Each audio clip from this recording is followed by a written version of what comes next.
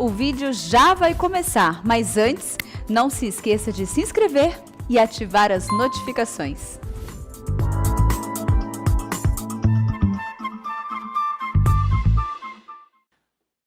Meus amados irmãos, nós vamos então abrir a palavra de Deus na carta do apóstolo Paulo aos Colossenses, no capítulo 3.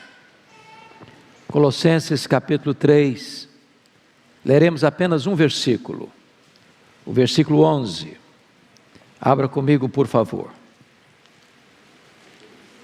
Colossenses capítulo 3, verso 11.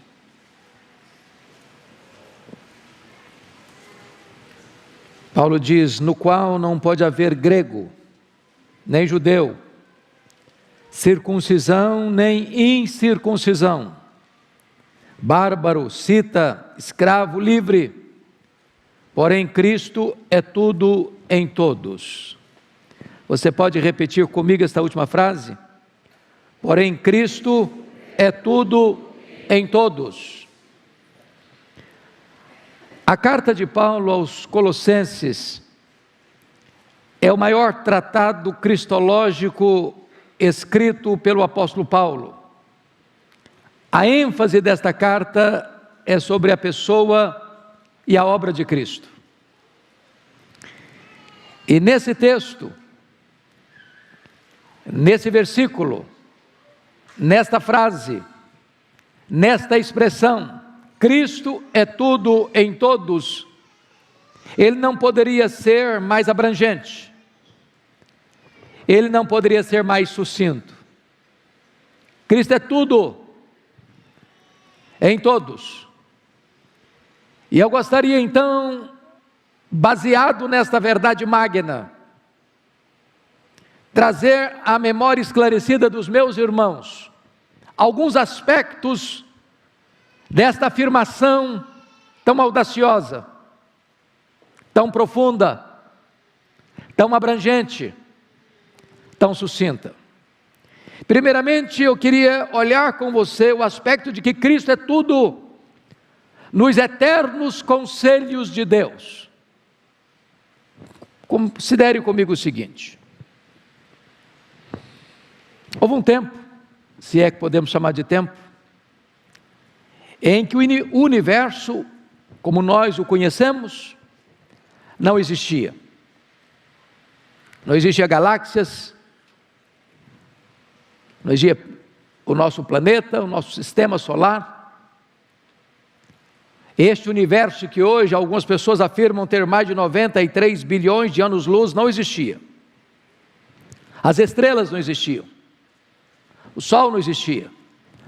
A Lua não existia. A terra não existia, os anjos não existiam, os homens não existiam, nenhum ser vivo existia. E você pergunta, nesse tempo, onde estava Jesus?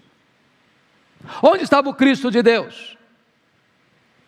E a resposta é a seguinte: no princípio era o Verbo, e o Verbo estava com Deus, e o Verbo era Deus. Antes de tudo ter um princípio, um começo, um início, ele já existia, e ele estava com Deus, e ele era o próprio Deus. Ele chegou a orar assim: porque me amaste antes da fundação do mundo, glorifica-me, ó Pai, contigo mesmo, com a glória que eu tive junto a ti, antes que houvesse mundo. Lá na eternidade, antes que houvesse mundo, ele já era o único Salvador, porque a Bíblia nos diz assim: ele nos escolheu em Cristo antes da fundação do mundo. Mas pense comigo mais. Chegou um momento em que os céus e a terra foram criados. Chegou um momento em que o que não existia foi chamado à existência pela palavra do seu poder. E a pergunta é, nesse momento, onde estava Cristo? E a Bíblia diz que todas as coisas foram feitas por intermédio dele, e sem ele nada do que foi feito se fez. Todas as coisas visíveis e invisíveis, tudo foi feito por intermédio dele. Mas pense comigo mais. A história da humanidade prossegue, os impérios que se levantaram não conseguiram conhecer a Deus pela sua própria sabedoria. O Império Egípcio, o Império Assírio, o Império Babilônico, o Império Medo-Persa, o Império Grego, o Império Romano, os pensadores, os filósofos, os teóricos, ninguém conseguia encontrar Deus na sua própria sabedoria. E a pergunta é: onde estava Cristo? E então diz a Bíblia que na plenitude dos tempos, Ele desce da glória, o Verbo se fez carne, Ele veste pele humana, Ele calça as sandálias da humildade, Ele pisa o nosso chão, Ele vem até nós, cheio de graça e de verdade. Ele vem destruir as obras do diabo, Ele vem para abrir os olhos aos cegos, Ele vem para tirar o tampão dos nossos ouvidos, Ele vem para transformar a nossa história e a nossa vida e mudar a nossa vida. E diz a Escritura que ao vir, Ele se identificou conosco, Ele foi feito pecado por nós, Ele foi feito maldição por nós, Ele morreu pelos nossos pecados, Ele foi sepultado, Ele ressuscitou para nossa justificação, Ele voltou ao céu em glória, Ele derramou o Espírito Santo, Ele está à destra de Deus, de onde intercede por nós, e Ele prometeu que vai voltar para buscar a sua noiva, visivelmente, audivelmente, inesperadamente, repentinamente, vitoriosamente, gloriosamente. Mas você ainda pensa comigo uma coisa: aproxima-se o tempo em que o pecado será expelido do mundo, a terra que agora geme será liberta do seu cativeiro, a igreja que agora geme aguardando o dia da sua redenção, ainda chora e na ponta dos pés aguarda aquele que nós afirmamos e dizemos que vai voltar, dizendo: Maranata, vem Senhor Jesus. E a pergunta é: quando Ele vier para fazer novos céus e nova terra, para restaurar todas as coisas, e a terra ficará plena do conhecimento dEle, como as águas cobrem o mar, onde estará Cristo? Então, e a resposta é: o próprio Cristo será o Rei. Ele retornará para este mundo com grande poder e muita glória, e haverá então de renovar todas as coisas. A própria morte e o inferno serão lançados nesse momento dentro do lago do fogo, e nós, os remidos, os salvos pela graça, aqueles que Ele amou com amor eterno e os atraiu com cordas de amor, esses estarão com Ele para sempre, no seu domínio eterno, no seu reino que jamais será destruído. Vai chegar um dia em que então o grande trono branco se estabelecerá, e a Bíblia diz que todas as nações serão conclamadas para estar na presença dEle, para serem julgadas por Ele, e a Bíblia diz que nesse momento os mortos ressuscitarão, a Bíblia diz que grandes e pequenos comparecerão lá, a Bíblia diz que os livros serão abertos e todos serão julgados segundo o que estiver escrito nesses livros. E Ele, onde estará nesse momento? E a Bíblia diz que Ele se assentará como reto e justo juiz, porque o Pai a ninguém julga, mas Ele confiou o julgamento ao seu Filho, aquele a quem Ele destinou, acreditando diante de todos, ressuscitando dentre os mortos, e Ele julgará com justiça a todos. E diz a Bíblia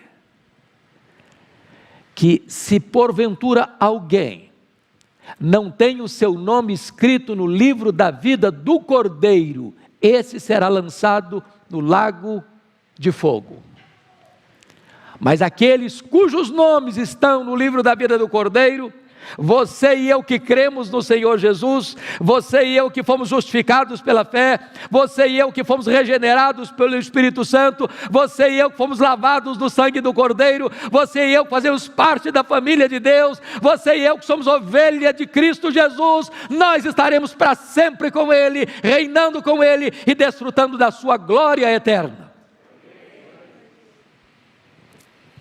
Mas a Bíblia diz mais, que Ele é tudo em todos, não apenas nos decretos eternos de Deus, mas Ele é tudo em todo, irmãos, na história do Antigo Testamento. Desde Gênesis 3,15, da semente da mulher nascerá aquele que esmagará a cabeça da serpente, todo o Antigo Testamento fala dele, aponta para Ele. Os patriarcas falaram dele, os profetas apontaram para Ele. Ele é o Cordeiro da Páscoa, cujo sangue vertido e colocado nas batentes das portas, livrou os primogênitos da morte do Egito. Ele é o Cordeiro de Deus que tira o pecado do mundo. Ele foi apontado pelo tabernáculo, ele foi apontado pela arca da aliança. Para ele a arca apontava, o que estava dentro da arca falava dele, as tábuas da lei, o vaso com maná, a vara seca de Arão que floresceu. Aquela coluna de fogo falava dele, aquela coluna de nuvem falava dele, o maná que caía do céu falava dele, a água que brotava da rocha falava dele, as festas de Israel falavam dele, os sacrifícios de manhã e da tarde falavam dele, os animais que eram imolados e o sangue era colocado no altar falavam dele, o bode da expiação falava dele, tudo no Antigo Testamento apontava para ele. Ele é a realidade de todas as coisas do Velho Testamento. Mas Cristo é tudo em todos, não apenas nos decretos de Deus, não apenas no Antigo Testamento, Ele é tudo em todos também no Novo Testamento. Porque quando você abre o Novo Testamento, você encontra os Evangelhos. Em Mateus, Ele é o Rei dos Judeus.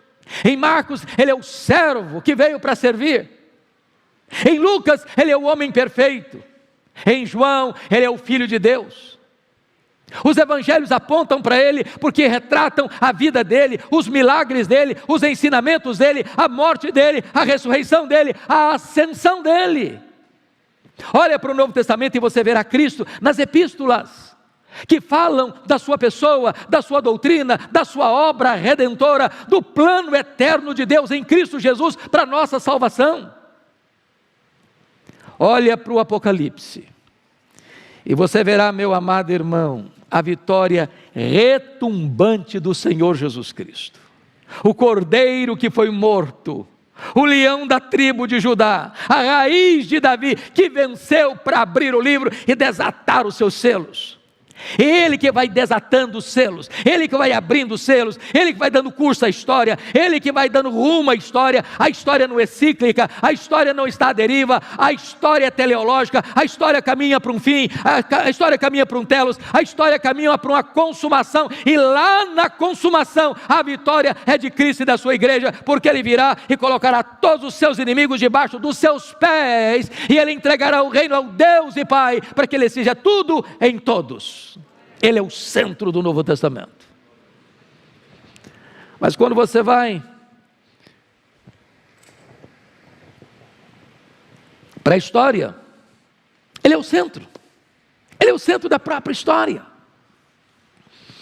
Quando a Bíblia diz em Apocalipse que Ele é o Cordeiro que foi morto, o leão da tribo de Judá que venceu para abrir o livro e desatar-lhe os selos.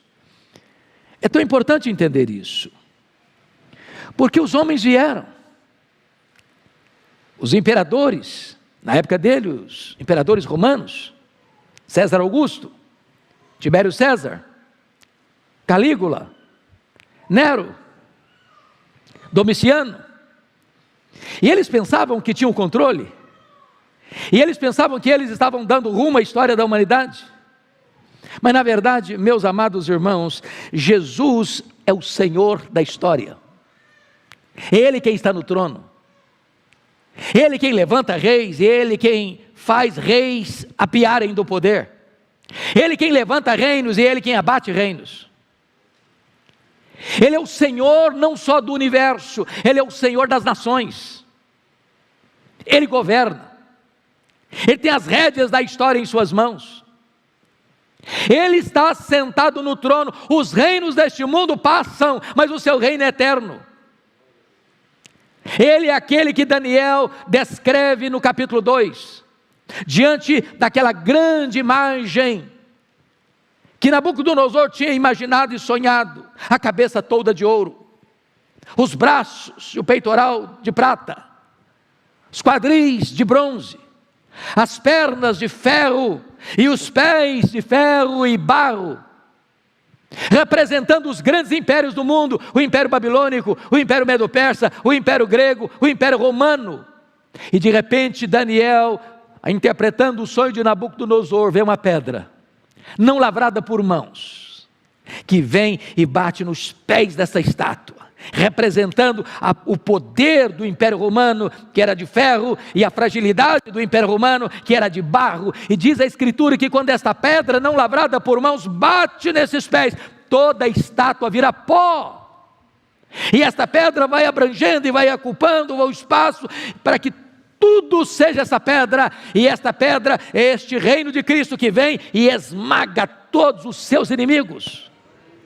Irmãos, às vezes nós ficamos acuados, porque no século XX você vê o nazismo, você vê o comunismo, você vê as ideologias humanas, você vê o ateísmo prosperando, você vê crentes sendo massacrados, torturados, presos e mortos cruelmente, você vê o mundo hoje rendido ao pecado, à iniquidade, à violência, à promiscuidade sexual, e parece que o diabo está ganhando a batalha, parece que nós, povo de Deus, estamos acuados, mas saibamos isso, o nosso rei reina.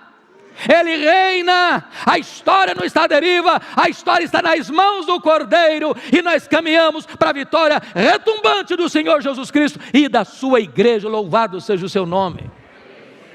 Ele é o Senhor da história. Mas, amados irmãos, vejamos ainda que Ele é tudo em todos. Logo, Ele é tudo em todos na igreja. Ele é o cabeça da igreja, Ele é o dono da igreja, Ele é o fundamento da igreja, Ele é o edificador da igreja, Ele é o protetor da igreja, Ele é o salvador da igreja, Ele é o protetor que está aqui hoje com você e comigo. Ele quem salva, Ele quem cura, Ele quem liberta, Ele quem consola, Ele quem levanta, Ele quem restaura, Ele quem renova, Ele quem faz tudo de novo na nossa vida. A igreja é o seu rebanho, a igreja é o seu corpo, a igreja é o seu povo, a igreja é a sua habitação. Ele está aqui, Ele está no meio dos candeeiros, Ele anda nos meios dos candeeiros, e Ele diz para a sua igreja nesta noite: eu conheço você, eu conheço você, eu conheço as suas obras, eu conheço a tua tribulação, eu conheço a tua pobreza, eu conheço o lugar onde tu habitas, eu sou o dono e Senhor da igreja. Louvado seja Deus. Mas, amados, Cristo é tudo em todos, logo Ele é tudo em todos na nossa salvação. Quão tolo é o homem que pensa que pode salvar a si mesmo? Quão tolo é o homem que pensa que na sua fragilidade ele pode chegar até Deus, pelas suas obras, pelos seus méritos, pela sua religião, pelos seus rituais sagrados, pelos seus esforços. Quão tolo é o homem que pensa que todo o caminho leva a Deus, que toda religião é boa. Quão tolo é o homem que pensa assim? Pois na nossa salvação, a Bíblia diz que não há nenhum outro nome dado entre os homens pelo qual importa que sejamos salvos, a não ser o nome de Jesus.